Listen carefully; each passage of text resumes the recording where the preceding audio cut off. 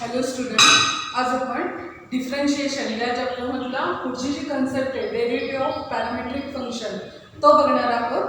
Derivative of parametric function मग parameters काय काय असतात हे लक्षात येणं गरजेचं आहे आणि त्याच्यासाठी ही जी स्टेटमेंट व्हॅल्यू आहे ती नीट ऑब्झर्व करायची. आताच्या ज्या फंक्शनच्या व्हॅल्यूज असतील त्या एक्स व्हेरिएबल आणि वाय व्हेरिएबलच्या व्हॅल्यू सेपरेट दिल्या जातील विथ रिस्पेक्टिव्ह पॅरामीटर.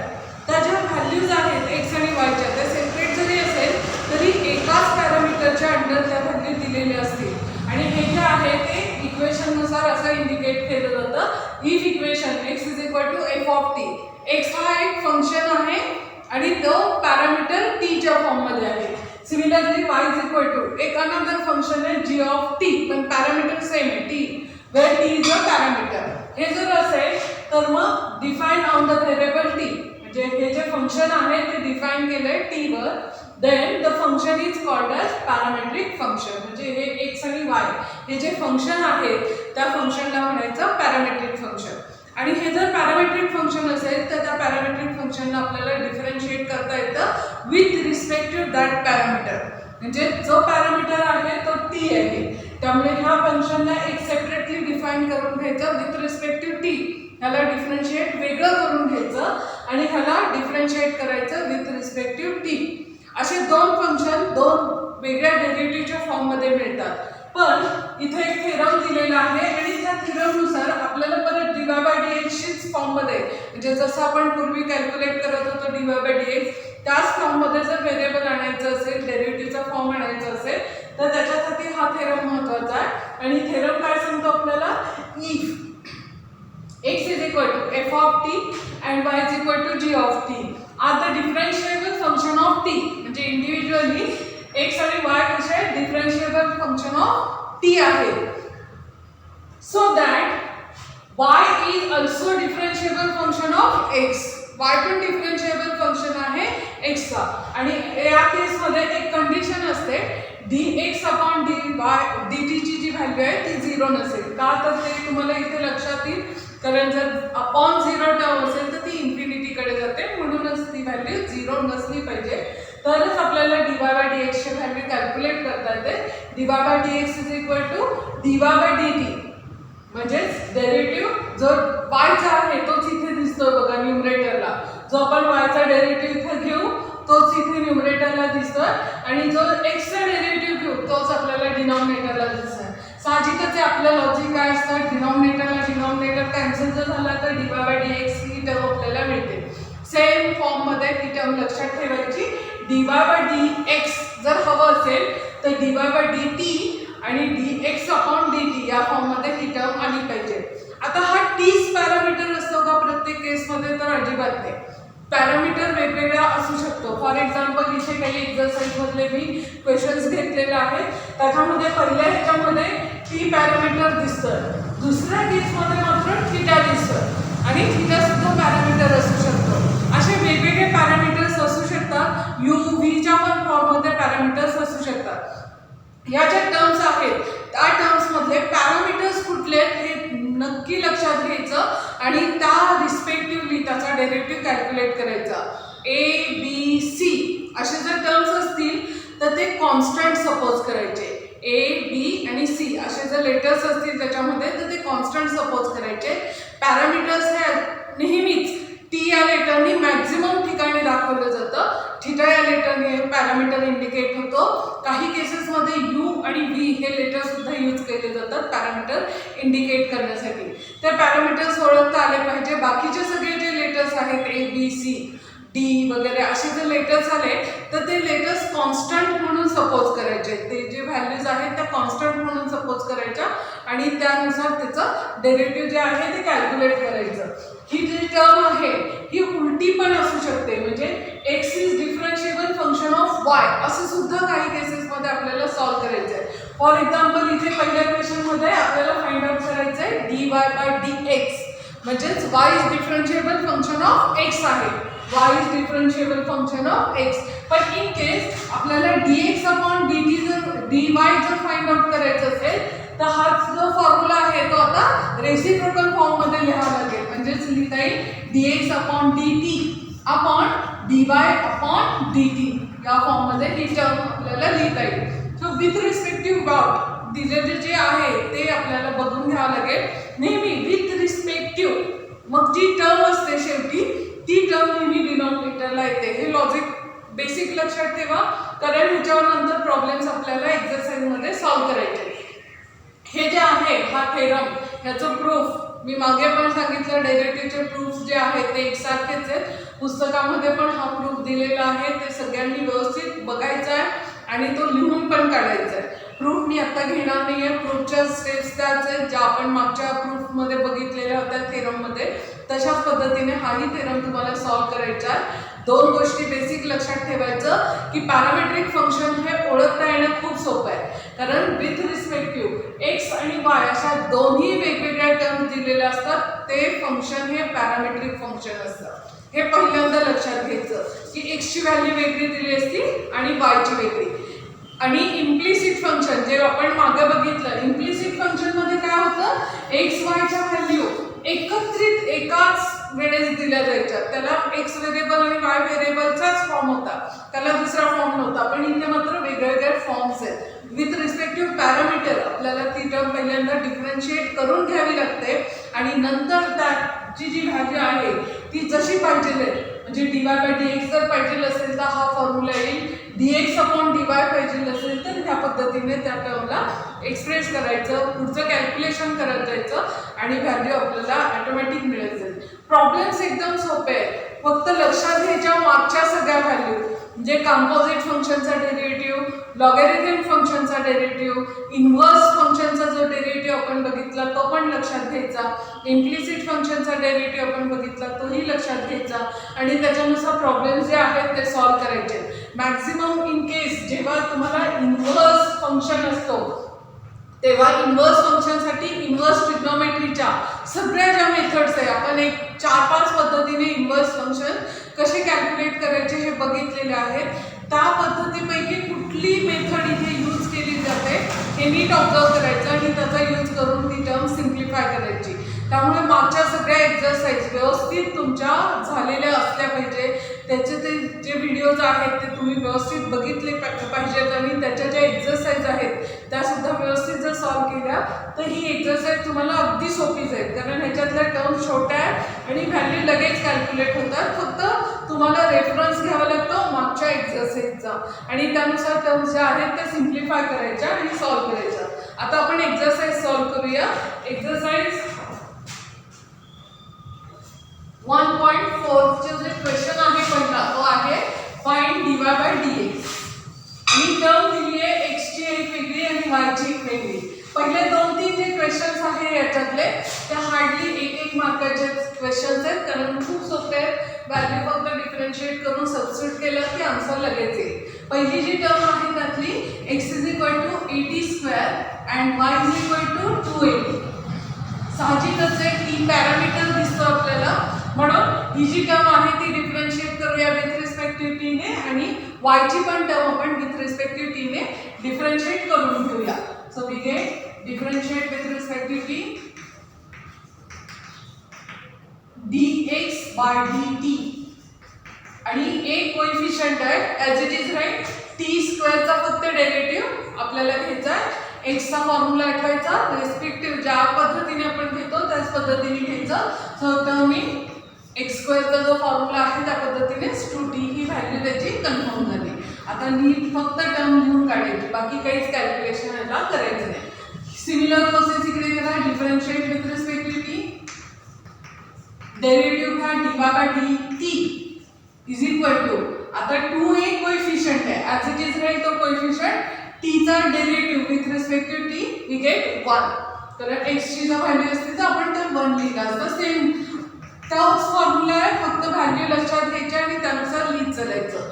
आता ह्या टर्म्स मिळाल्या इंडिव्हिज्युअली dx अपॉन dt आणि dy बाय dt. ह्या दोन्ही टर्मला आपल्याला dy upon dx find out करण्यासाठी यूज करायचा आहे. मगाशीचा जो थेरम होता त्याचाच यूज करायचा. dy बाय dx आपल्याला पाहिजे, म्हणजेच टर्म पाहिजे dy by dt upon dx by dt. ह्या फॉर्म्युल्यामध्ये फक्त राईट हँड साईडला आपण त्या टर्म्स सबस्टिट्यूट करायच्या. सबस्टिट्यूट जर केलं तर 2a इथे येईल अपॉन 2a इंटू टी. आता 2a ला 2a कॅन्सल करा, 1 अपॉन टी.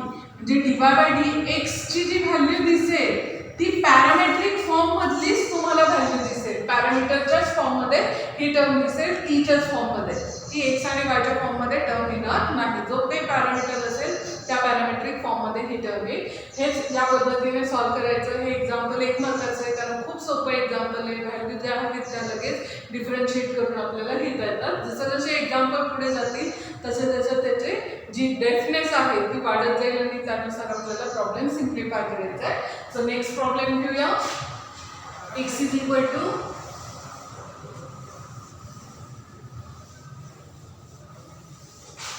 टर्म आहे x is equal to a cot theta आणि y is equal to b cosec theta. Theta is the parameter, त्यामुळे विथ रिस्पेक्ट टू थीटा ह्याला differentiate करूया पहिल्या फंक्शनला. dx बाय d थीटा येईल इथे term is equal to a coefficient आहे as it is. आता डेरिव्हेटिव्ह घ्यायचा कॉटचा. बेसिक फॉर्म्युला आहे कॉटचा derivative minus cosec square theta. मायनसची साइन आहे आपण ती पुढे लिहूया कोसेक स्क्वेअर थीटा. हे जे झालं dx बाय dt ची टर्म. आता सेम प्रोसेस करायचं differentiate with respect to theta. या टर्मनी आता ह्याला डिफरन्शिएट करूया. Term dy by d theta is equal to minus sign मी अगोदर लिहिते किंवा नंतर लिहा. सो b कोएफिशिएंट आहे ॲज इट इज. कोसेक थीटाचा जो फॉर्म्युला आहे बेसिक तो घ्यायचा minus cosec theta into cot theta. Minus sign जी आहे ती मी पुढे लिहिते आता minus b cosec theta into cot theta. आणि ही जी टर्म आहे ती आता यूज करून आपल्याला फाइंड आउट करायचं आहे dy बाय dx. म्हणजे आता आपला फॉर्म्युला काय आहे dy बाय थीटा आहे, त्यामुळे d theta upon dx upon d theta हा फॉर्म्युला येईल. आणि ह्याच्यामध्ये आता व्हॅल्यू ज्या आहेत त्या सबस्टिट्यूट करूया. सो पहिली व्हॅल्यू ही येईल minus b cosec theta into cot theta upon a minus a cosec square theta. Simplification करा. मायनस मायनस प्लस होईल. कोसेकला एक स्क्वेअर मधला कॅन्सल होईल म्हणजेच व्हॅल्यू येईल b cot theta upon cosec theta. Sorry a राहिलं a कोसेक थीटा. ह्याला अजून सिम्प्लिफाय करता येतं कारण ट्रिग्नोमेट्रीमध्ये ह्या ज्या व्हॅल्यूज आहेत त्याचं सिम्प्लिफिकेशन आपल्याला करता येईल. सो ते सिम्प्लिफिकेशन करून घेऊया. कॉट जो आहे तो caught in terms of cos upon sine आपण लिहू शकतो आणि कोसेक जो आहे तो 1 अपॉन साइनच्या फॉर्म मध्ये आपल्याला लिहिता येईल. ते सिम्प्लिफिकेशन करून घेऊया. So b cos theta upon sin theta upon a 1 upon sin theta. Upon sin थीटाला अपॉन sin थीटा जो आहे तो कॅन्सल करा म्हणजे टर्म होईल b cos theta upon a. आणि हेच आपलं फायनल आन्सर असेल dy बाय dx ची हीच व्हॅल्यू आपली फायनल व्हॅल्यू असेल. यावेळी आपण हे सिम्प्लिफिकेशन कंप्लीट केलं. थोडंसं इथे कॅल्क्युलेशनची आवश्यकता आहे. ट्रिग्नोमेट्रीमध्ये मात्र तुम्हाला कॅल्क्युलेशन व्यवस्थित करून घ्यावं लागतं आणि ती टर्म एक्सप्रेस करावी लागते. हे झालं दुसऱ्या नंबरचं example. Next is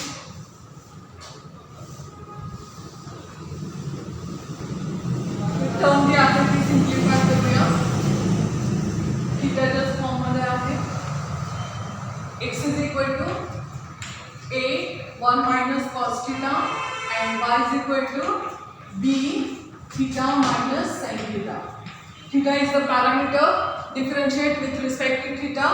So value in a coefficient as it is. Constant चा derivative 0 minus plus होईल कारण cos चा derivative minus sin theta असतो. So minus plus sin theta. म्हणजे आपला आन्सर काय आलं a sin theta हे आन्सर आलं. सेम प्रोसिजर इकडे करा. With respect to theta differentiate करा. थीटाचा डेरिव्हेटिव्ह 1 येईल मायनस साइनचा डेरिव्हेटिव्ह cos थीटा. ही जी व्हॅल्यू आली आहे ती व्हॅल्यू आपल्या ह्या फॉर्म्युल्यामध्ये सबस्टिट्यूट करूया. टर्म येईल b 1 minus cos theta upon a sin theta. ह्याचं पण सिम्प्लिफिकेशन करता येईल कारण आपल्याला माहिती आहे 1 minus cos 2 थीटाची व्हॅल्यू तो फॉर्म्युला यूज करायचा 2 थीटाचा आणि वर 2 थीटाचा करतोय म्हणून खाली पण 2 थीटाचा फॉर्म्युला साइनच्या टर्मसाठी यूज करायचा. सो टर्म रिराईट करूया 1 2 1 मायनस असल्यामुळे sin square half angle theta by 2 upon same procedure 2 थीटाचा formula 2 sin theta by 2 into cos theta by 2. आता सिम्प्लिफिकेशन करा. 2 ला 2 कॅन्सल होईल, स्क्वेअर मधल्या साइनला एक साइन कॅन्सल होईल. 2 ला 2 कॅन्सल केला की आपली टर्म होईल बी साइन थीटा बाय 2. एक सिंगल साइन शिल्लक राहिलं आणि खाली ए आणि कॉस थीटा बाय 2 शिल्लक राहिलं. जे फायनल आपल्याला थीटा बाय 2 अँगल सेम असल्यामुळे साइन अपॉन कॉस करून द्यायचं. सो डी बाय डी एक्सची जी व्हॅल्यू आहे ती आपली व्हॅल्यू येईल B upon A tan theta by 2 आणि हेच आपलं फायनल आन्सर असेल. या वेळीच आपण सिम्प्लिफाय केलं. Theta is the parameter. Step त्याच राहतात. व्यवस्थित जर तुम्हाला डेरिव्हेटिव्हचे फॉर्म्युले येत असतील ना तर हे अवघड नाही, अजिबात अवघड नाही. हा जो क्वेश्चन आहे पर्टिक्युलरली तो 2 मार्कांचा आहे, कारण कॅल्क्युलेशन थोडंसं आपल्याला घ्यावं लागतं. टेक्निकली इथे 2 थीटाचा फॉर्म्युला आपल्याला सिम्प्लिफाय करून घ्यावं लागतं. म्हणून हा जो क्वेश्चन आहे तो 2 मार्कांसाठी आहे. पुढचे क्वेश्चन हळूहळू वाढत जातील. आता पुढची जी व्हॅल्यू आहे ती नीट ऑब्झर्व करा. कॉस इन्व्हर्सची टर्म आहे आणि सेक इन्व्हर्सची टर्म आहे. टर्म जरी ती असली तरी आतल्या व्हॅल्यू सॉल्व करताना बघायच्या की कशा फॉर्ममध्ये दिलेल्या आहेत. कारण इन्व्हर्सचे सर्वात जास्त आपण प्रकार बघितले. सगळ्यात जास्त टाईप्स जे आहेत ते इन्व्हर्सचे आहेत. पण कुठल्या टाईपमध्ये ते इक्वेशन पडतं हे आपल्याला ऑब्झर्व करता आलं पाहिजे आणि त्याचा यूज पण करता आला पाहिजे. So cos inverse of 2t upon 1 plus T square and y is equal to term दिली आहे sec inverse of square root of 1 plus T square. ह्या टर्मला ऑब्झर्वेशन जर केलं तर इथे 2t 1 प्लस टी स्क्वेअर ही टर्म दिसते आणि आपण एक टर्म बघितली ती 2x upon 1 plus X square. Substitution मेथडमध्ये ती टर्म होती आणि या केसमध्ये जेव्हा ही टर्म असते तेव्हा आपण सबस्टिट्यूट करतो टॅन थीटा. सिमिलर वेनी आता पॅरामीटर टी जरी असेल तरी त्याचं सबस्टिट्यूशन होईल टॅन थीटाच्या फॉर्ममध्ये. सिमिलर प्रोसेस इथे बघा 1 प्लस टी स्क्वेअर आहे आणि बाहेर सेक इन्व्हर्स आहे. याचा अर्थ आधी जर टर्म टॅन स्क्वेअर केलं आपण टॅनचा फॉर्म्युला जर यूज केला तिथे सबस्टिट्यूशन जर घेतलं तर 1 प्लस टॅन स्क्वेअर थीटा अशी जर टर्म असेल तर फंडामेंटल आयडेंटिटीमध्ये तो येतो सेक स्क्वेअर थीटाच्या फॉर्ममध्ये. आणि हेच लॉजिक लावायचं. म्हणून दोन्ही केसमध्ये पहिल्यांदा सबस्टिट्यूशन करून घ्यायचं आणि मग सिम्प्लिफिकेशन. या एक्झाम्पलमध्ये एकच टाईपचं सबस्टिट्यूशन आहे म्हणजे टॅन थीटा हे सबस्टिट्यूशन करतो आपण. पण असंच प्रत्येक केसमध्ये होतं असं अजिबात नाही. एक्स साठी वेगळं सबस्टिट्यूशन येईल आणि वाय साठी वेगळं सबस्टिट्यूशन असं सुद्धा येऊ शकतं. ते बघायची टर्म आणि त्या पद्धतीने कॅल्क्युलेशन करत जायचं. आपण दोन्हीसाठी आता कॅल्क्युलेशन सेपरेटली करूया. पहिल्यांदा पुट करूया value x is equal to t is equal to tan theta. Term होईल x is equal to cos inverse of 2 tan theta upon 1 plus tan square theta आणि आपला हा 2 थीटाचा फॉर्म्युला आहे. व्हॅल्यू येते आपली साइन 2 थीटा म्हणून फॉर्म्युले पार्ट असले पाहिजे. ही टर्म कॉस आहे आणि ही टर्म साइन आहे त्यामुळे आतली जी टर्म आहे ती आपल्याला चेंज करता येते with the help of allied angle. Pi by 2 she comparison करायचं. फर्स्ट क्वाड्रंटमध्ये ठेवायची टर्म. सो कॉस इन्व्हर्सला कॉसची जी टर्म आहे ती कॅन्सल होईल आणि आपला आन्सर येईल पाय बाय 2 मायनस 2 थीटा.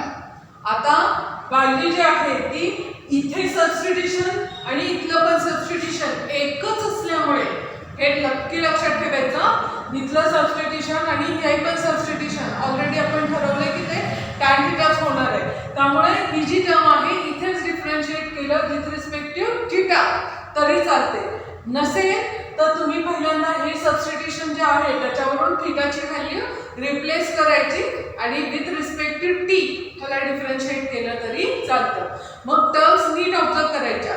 काही केसेसमध्ये त्या आहे तशा सबस्टिट्यूट करून आपल्याला त्याला डिफरन्शिएट करता येतं. पण हे असंच प्रत्येक केसमध्ये करता येईल का तर नाही.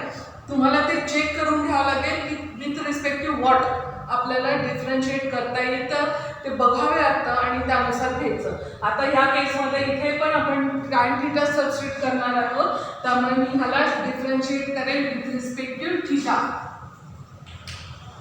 पॅरामीटर थीटा जो आहे त्याने डिफरन्शिएट करायचं dx upon d theta value येईल कॉन्स्टंटची 0 आणि -2.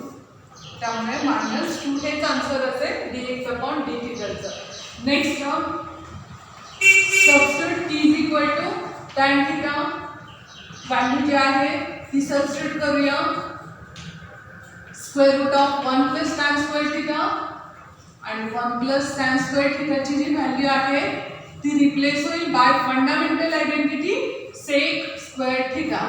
Square and square root get cancel, term is sec theta आणि व्हॅल्यू येईल सेक इनवर्स आणि सेक गेट कॅन्सल, व्हॅल्यू येईल theta. With respect to theta याला डिफरन्शिएट करायचं आहे. विथ रिस्पेक्ट टू थिटा जर डेरिव्हेटिव्ह घेतला आपण तर dy/d theta is equal to term येईल आपली 1 डेरिव्हेटिव्हची व्हॅल्यू. हा झाला फक्त बेसिक आहे. इंडिव्हिज्युअल आपण विथ पॅरामीटर त्याचे डेरिव्हेटिव्ह कॅल्क्युलेट करून घेतलेले. आपल्याला आन्सर पाहिजे dy/dx ह्या टर्मचा आन्सर पाहिजे. म्हणून फॉर्म्युला घ्यायचा dy/d theta upon dx/d theta. हा झाला फॉर्म्युला. प्रत्येक वेळेस तो लिहायचा कंपल्सरी आणि नंतर व्हॅल्यू. सो न्यूमरेटरला येईल 1 आणि डिनॉमिनेटरला येईल -2. त्यामुळे आपला आन्सर येईल -1/2. हे आन्सर झालं dy/dx. यावेळी हे एक्झाम्पल बाय सबस्टिट्यूशन मेथड आपण हे सिम्प्लिफाय करून घेतलेलं आहे आणि नंतर मग व्हॅल्यू रिप्रेझेंट केलेली.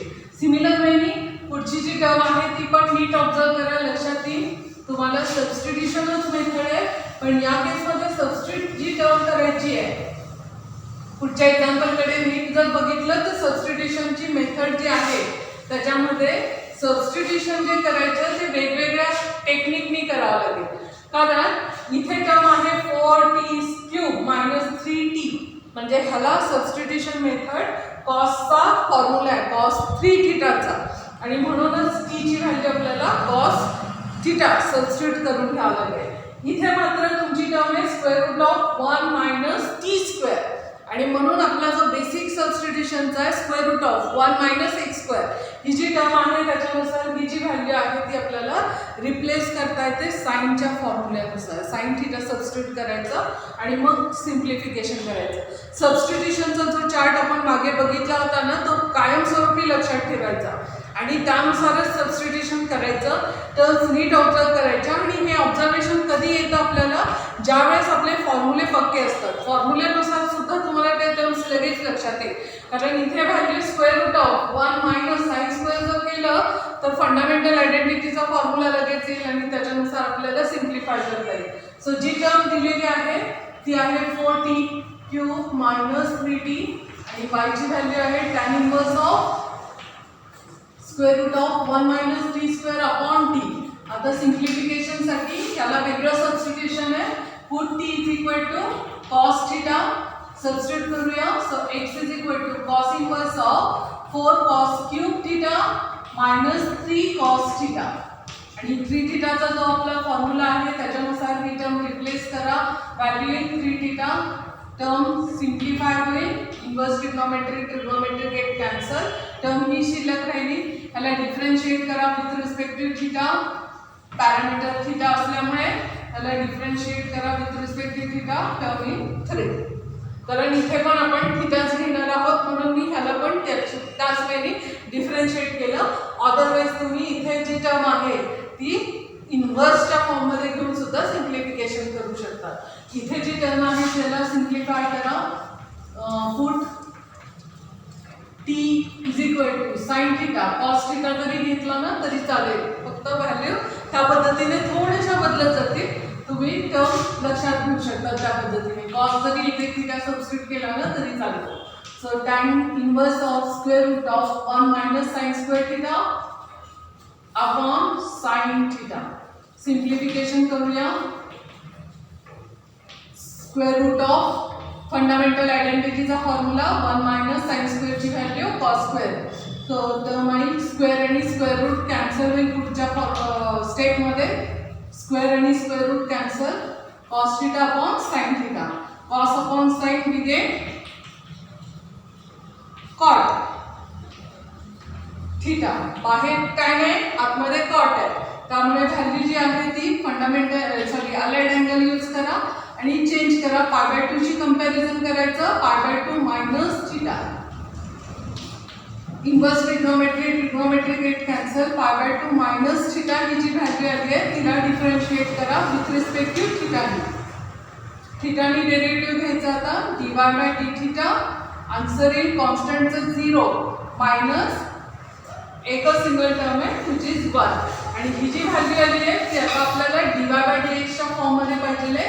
त्यामुळे फॉर्म्युला येईल dy/d θ अपॉन dx/d θ. हा फॉर्म्युला व्हॅल्यू पुट करा. न्यूमरेटर -1, डिनॉमिनेटर येईल 3 आणि हेच आपला आन्सर असेल -1/5. ही व्हॅल्यू आपली फायनल व्हॅल्यू असेल. यावेळी हे जे क्वेश्चन नंबर 1 मधले सगळे एक्झाम्पल जे आहेत ते सॉल्व्ह करायचे. काही एक्झाम्पलमध्ये इन्व्हर्स ट्रिग्नोमेट्रीच्या काही एक्झाम्पलमध्ये तुम्हाला सबस्टिट्यूशन मेथड यूज करावी लागते आणि त्या पद्धतीने सिम्प्लिफिकेशन कंप्लीट करायचं. हा क्वेश्चन नंबर 1 इथे कंप्लीट होईल. पुढच्या तासाला आपण क्वेश्चन नंबर 2 बघू.